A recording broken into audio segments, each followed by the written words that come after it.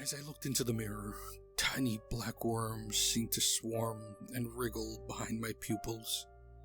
I could barely see the shape of these alien creatures, but their movement was definitely discernible, even far back in my eyeball. Ah! I screamed, grabbing at my face. The flickering fluorescent lights of the mall bathroom strobed through my fingers. Then I felt it, something deep in my guts, thrashing. I doubled over in pain for a moment before collapsing onto the disgustingly dirty marble floors while yelling at the top of my lungs. My vision started to turn gray. I saw my shirt start to bow outwards as something ripped its way out of my belly. There was a burning pain as a slimy black worm, as thin as a pencil but many feet long, ripped through my skin and the fabric of my t-shirt. Its body was covered in gore and blood. Warm streams began to soak into my shirt and run down my belly and chest from the wound. I lay there, staring in horror at the alien abomination as it turned its miniature face to look back at me. Little black eyes stood on stalks, coming off the top of its head. Its mouth opened with a hiss, its lamprey-like mouth showing hundreds of tiny, spike-like teeth as it stood straight up in the air. Part of it still inside my belly, looking like a tiny cobra coming out of a basket controlled by an invisible snake charmer. Except, instead of a basket, it was my body. I screamed and screamed as I passed out, hearing footsteps running towards me from other parts of the mall before my vision turned black.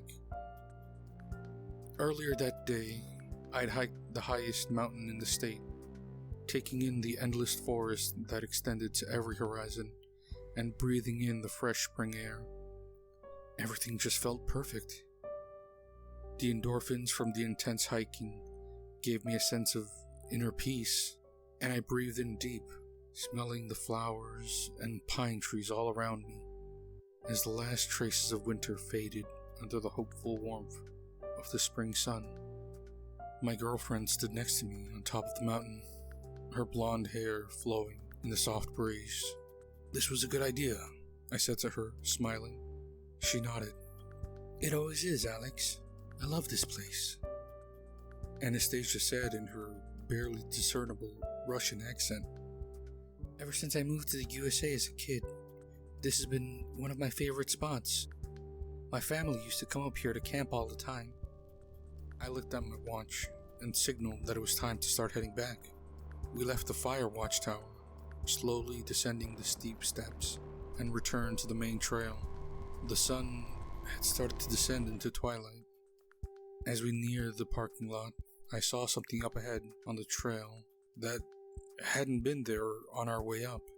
At first, I had no idea what I was looking at, until Anastasia started to shriek, her hands on her cheeks as she looked ahead in horror. Her blue eyes were wide and staring.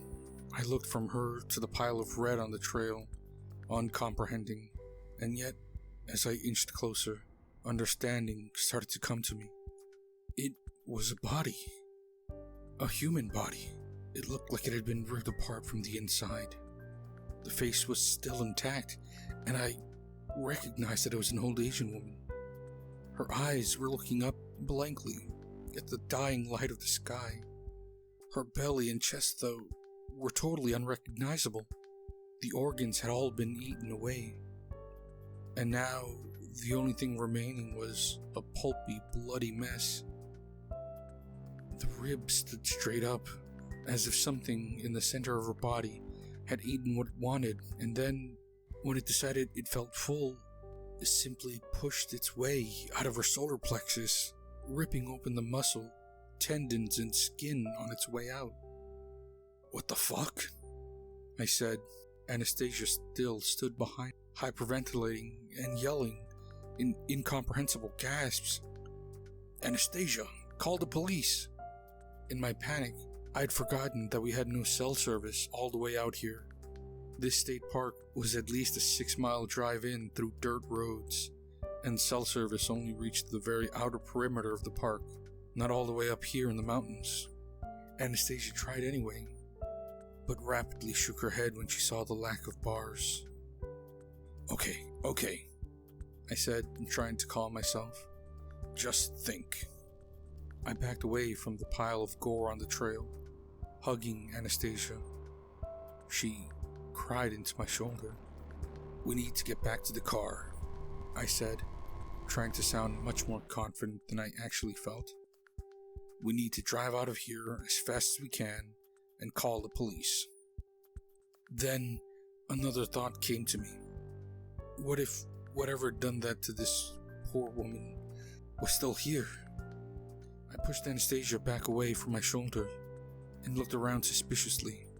Suddenly, I felt watched. I think we need to go. Now, I whispered to Anastasia. My tone seemed to sober her up.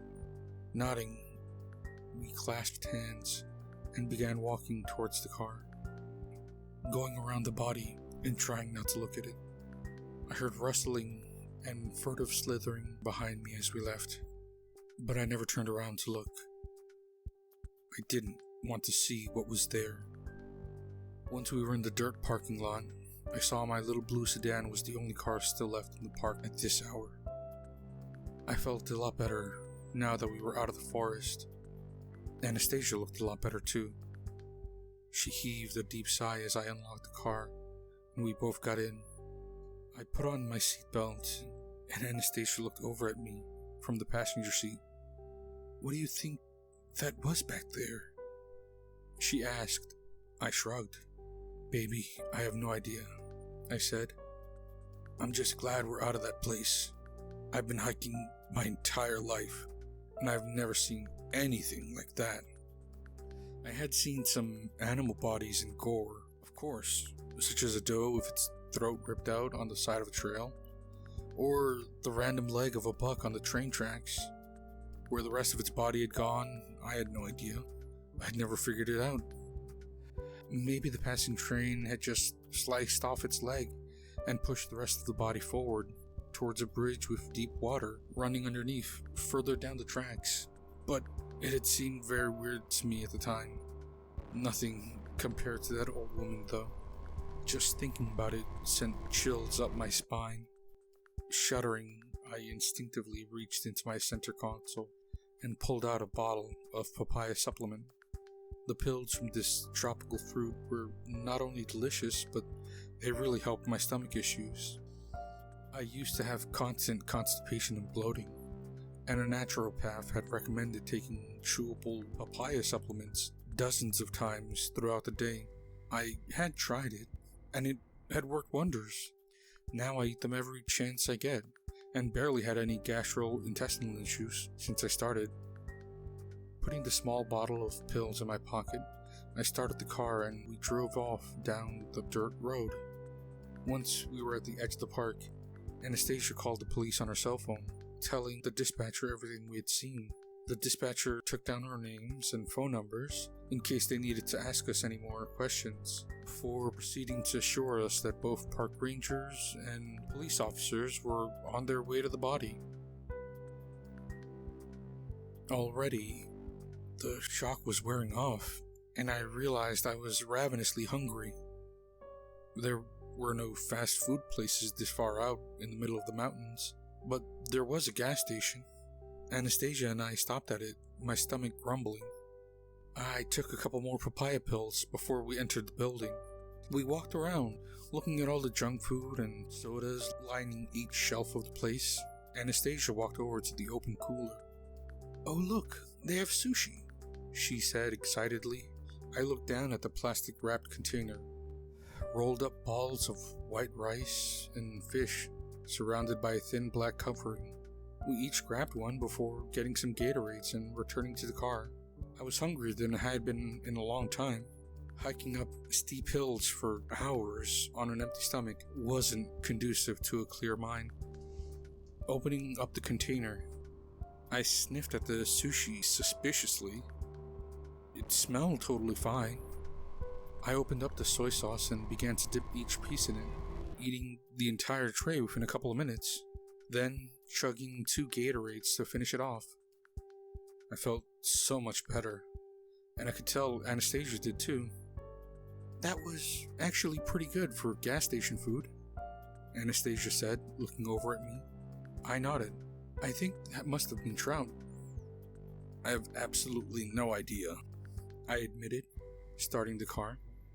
We still had a while to go to get back to the city, where we shared an apartment, and Anastasia wanted to stop the mall on the way before it closed and look for some new books and clothes. I put on an audiobook. We always listen to the same audiobook on long road trips, and right now we were listening to Rainbow Six by Tom Clancy. Anastasia shook her head in disgust at the evil characters in the book.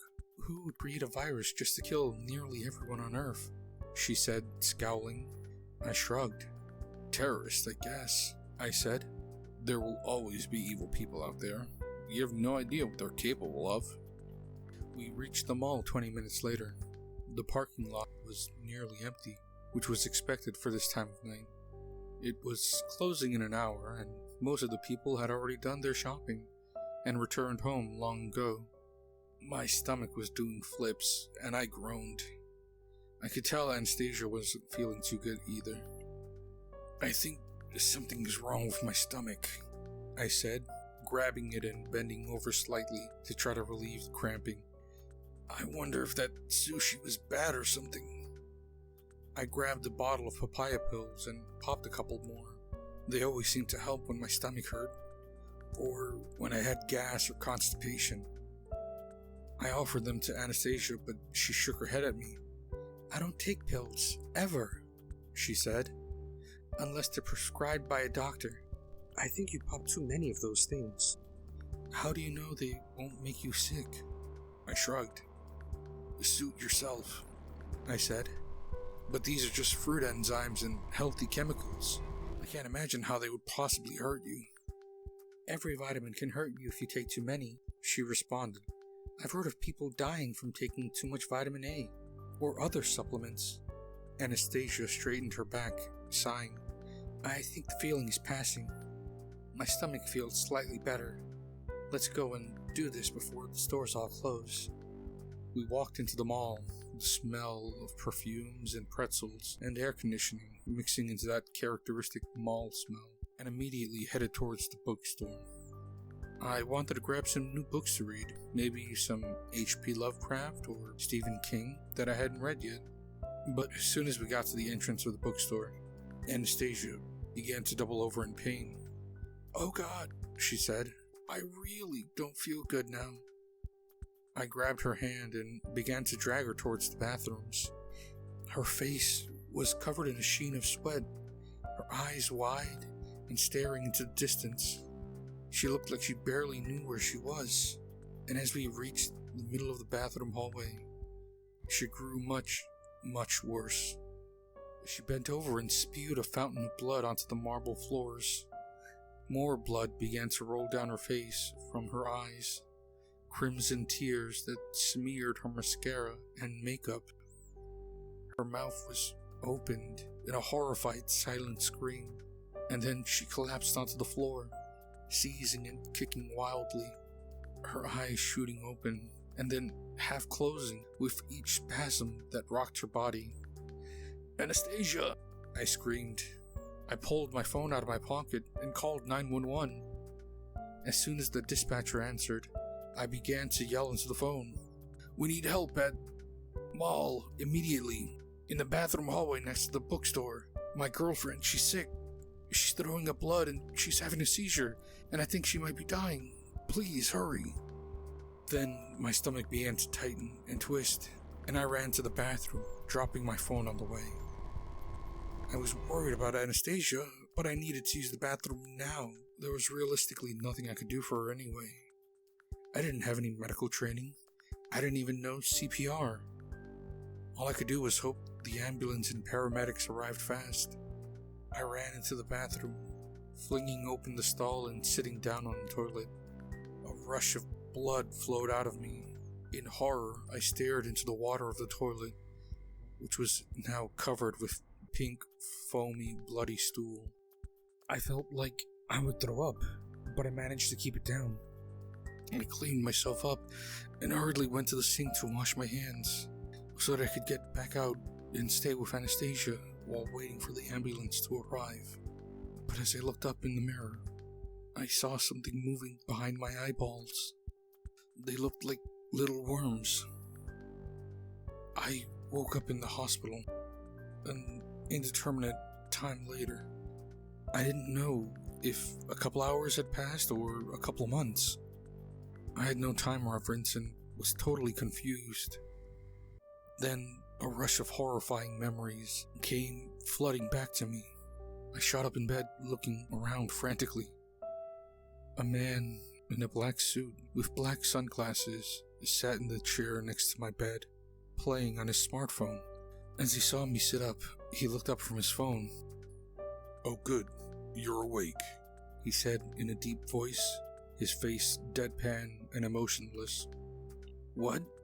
I began, but he waved his hand at my protesting word, shooing it away like a fly. "I'm Agent Bowman," he said, looking at the reflection of his dark sunglasses. I almost felt like I was looking at a mannequin. "An agent from where?"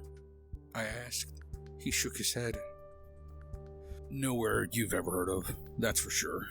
I'm from a classified agency, unknown to the general public. We deal with little issues like you and your girlfriend had at the mall."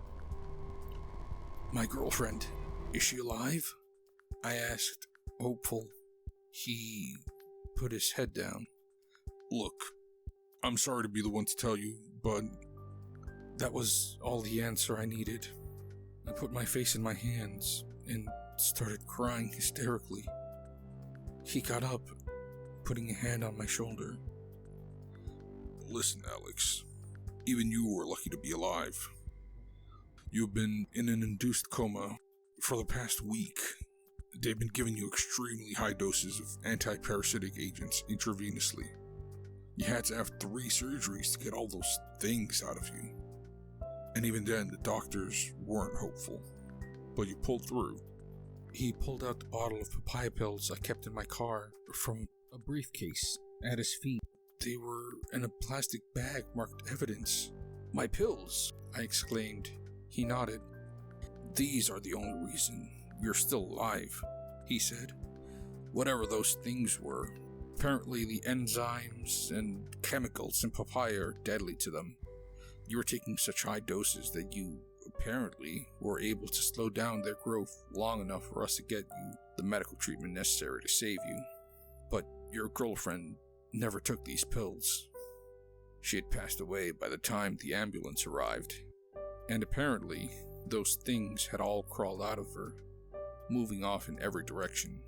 We have quarantined them all and the surrounding area, and my agency is hopeful we can get all of them." "And what if you don't?" I asked, a creeping sensation of dread rising up my back. He simply shook his head, refusing to answer the question. "Okay, but what were they?" I continued, looking up at him, tears still drying on my face. He shrugged. "Nothing we've ever seen before, that's for sure," he said. "We captured some of the smaller ones and sequenced their DNA. They're totally unrelated to any known parasite or worm on Earth. We don't know where they came from, to be totally honest. Maybe they were bioengineered by some terrorist group. Maybe they fell down from outer space and someone found the eggs and decided to contaminate some local food with them. We are putting every agent at our disposal towards tracking down those answers." I looked at the bag with the papaya pills in them, still in shock from the news. The supplements I took had saved my life.